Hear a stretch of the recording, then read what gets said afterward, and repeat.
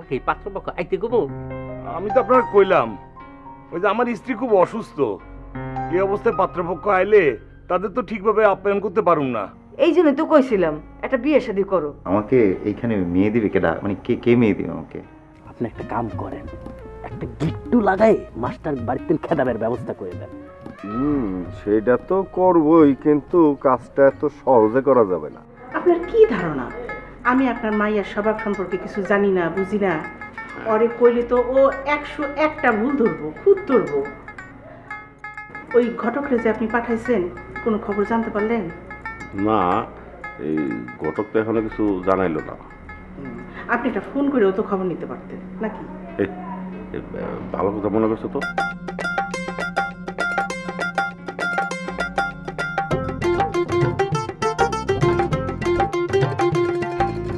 Hello,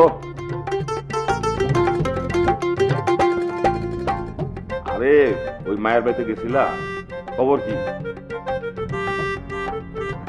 আচ্ছা ঠিক আছে ঠিক আছে, আসো। কি কইল? এই কি আর কইব, বইলো খবর নাকি ভালো, আইসা সব কইব। ও আচ্ছা আচ্ছা, হ্যাঁ তাহলে খবরটা ভালো। আব্বা, আপনাদের জামাই আপনার সাথে একটু কথা বলবে। কথা কইব? কি করবে বাবা, কও। আমি আমি আবার কি বলবো? তুমি বলবো না তাকে আমি বলবো? আব্বা শোনেন, ওই ও একটা নতুন ব্যবসা শুরু করতে চেয়েছে, রেস্টুরেন্টের ব্যবসা।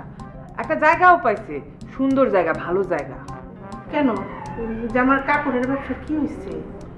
মা কি যে কও না,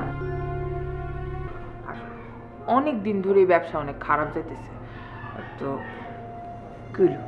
কোনো কেন জি আব্বা।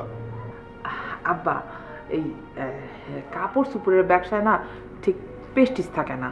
তা ধরেন নিজে খাওয়ানোর ব্যবসা হইলে মাঝে মধ্যে যাই একটু ভালো মন্দ খাওয়াও যাইতেছে, বুঝছেন আব্বা? ওই ওই জন্য আমরা কি রেস্টুরেন্টের ব্যবসার কথা চিন্তা করতেছি।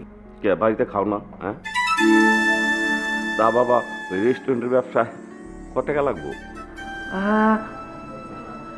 বেশি না বেশি না বেশি না আব্বা, 15 লাখ টাকার মতো।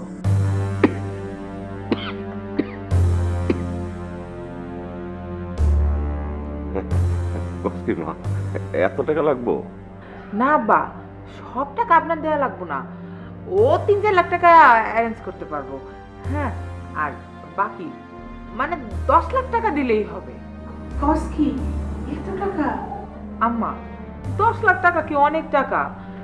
গত বছর দেখছি 18 লাখ টাকা একটা গরু বিক্রি হয়েছে। আমি তো একটা গরুর দামও চাই নাই।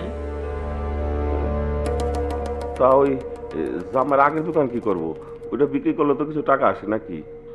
আব্বা ওইটা বিক্রি করলে তো 3-4 লাখ টাকা আসবো, আর বাকিটা ঠিক আছে মা, তোমরা দিন আসো তাই না, পরে কথা বলবো না? হ্যাঁ আচ্ছা আব্বা, ঠিক আছে, পরে কথা বললেন তাহলে।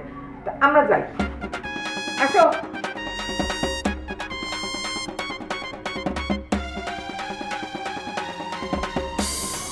আগা পিছে